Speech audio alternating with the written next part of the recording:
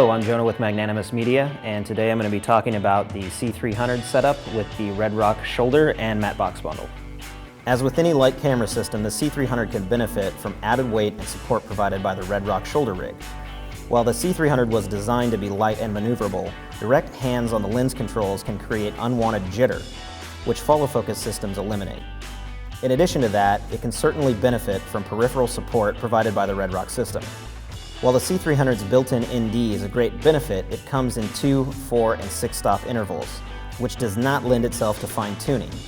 A matte box is a great addition if you're looking to fine-tune your image control and if you want to use specialized filters such as graduated ND, IR filters, and circular polarizers.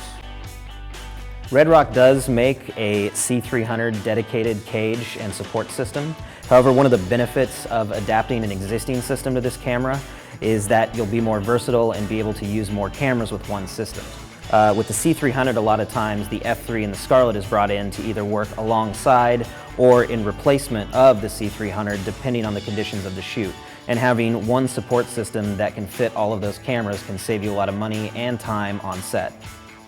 The primary reason why we need to adapt this system from its typical setup is that because of the way the C300 is designed, the center of the lens will not line up with the center of the matte box. If you're only using the shoulder support system, this will work with the typical setup and the lens will be right at the right point for your follow focus to hit it.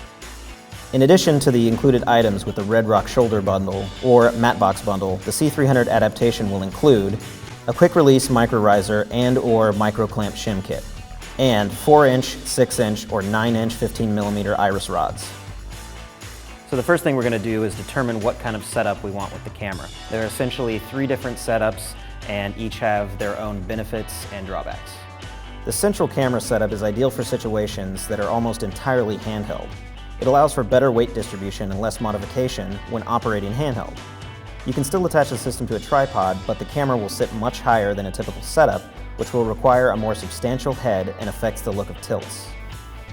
The camera forward setup is great for situations that require quick transitions from tripod to handheld, while retaining a system with typical functionality when tripod borne.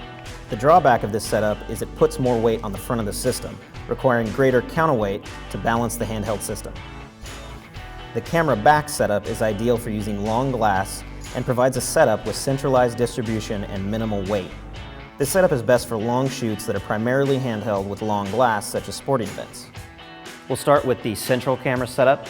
For that setup, we'll be attaching the 15mm low riser to the shoulder unit. Start by aligning the 15mm low riser base plate with the shoulder unit. First, thread in the 1/4-inch bolt and allow it to go through the first set of threads, but do not begin threading into the second. Thread in, but do not tighten, the 3/8-inch bolt. Thread the 1/4-inch bolt into the second set of threads and tighten. Tighten the 3/8-inch bolt next. Insert the 15mm rods into the shoulder support and attach the hand grips. Once the camera and lens are attached, you can adjust the hand grips to the desired position. Depending on how much space you have for the counterweight, you may need to change the position of the micro clamp on the cheese block so that the weight can be attached. Use an Allen key to remove the weights from the cheese block. Remove the micro clamp from the adjustment bracket and use shorter bolts to attach the micro clamp to the cheese block. You can then attach the weight. So the other benefit to reconfiguring your weights in this manner is that it allows you to utilize less rod space for the weights, so you have more rod space to the front. It also allows you to kick more weight towards the back, which allows you to better compensate for more weight on the front. You're now ready to attach the matte box and follow focus. Attach the quick-release riser to the lower set of rods and insert the desired 15mm rods, and place them so that they sit just behind the end of the lens. The length of the desired rods should be no longer than the length of the lens. Attach the follow focus to the riser. With the riser in place, you can now attach the matte box and align it to the lens. With this setup, the lower rods allow for perfect positioning of the matte box and the follow focus.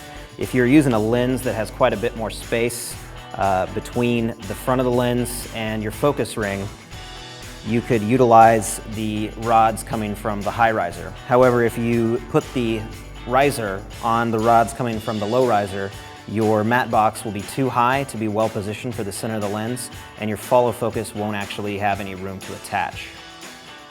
Both the camera forward and camera back setups will start with similar construction.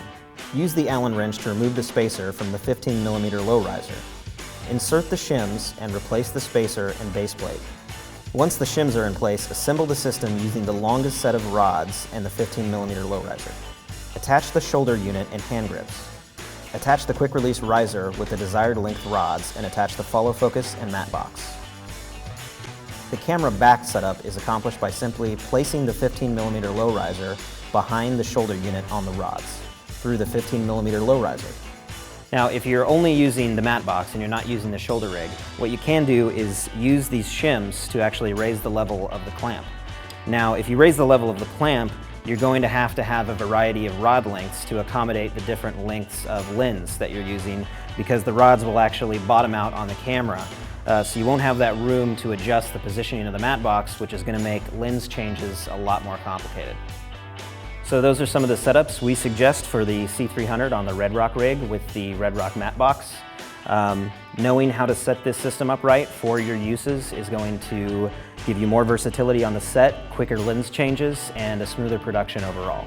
For more videos and news, follow us on magnanimous.biz.